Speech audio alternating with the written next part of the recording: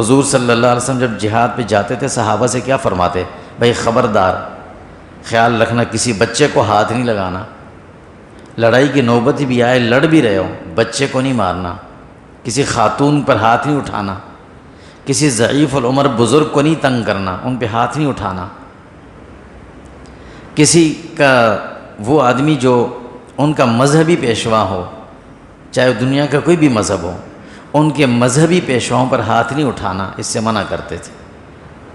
ان کے بزرگوں کو کچھ نہیں کہنا، ان کے جانوروں اور اموال کو کچھ نہیں کہنا، جو آدمی تم سے لڑنے کے لیے صرف اس سے لڑنا، یہ ہوتی ہے بہادر کی نشانی۔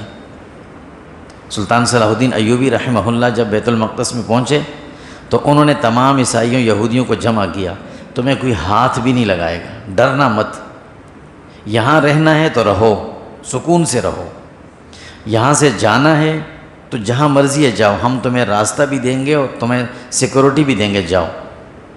اگر تم جانا چاہتے ہو، تمہارے پاس پیسے نہیں ہے، خرچہ نہیں ہے، وہ بھی ہم تمہیں دیں گے، تمہاری مرضی ہے۔ تینوں آپشن ان کے سامنے رکھے، تو یہ بہادر کی نشانی ہوتی ہے۔ لیکن حالات چونکہ بدل رہے ہیں، قیامت قریب ہے، تو جو بزدل تھے وہ آج بدمعاش بن گئے۔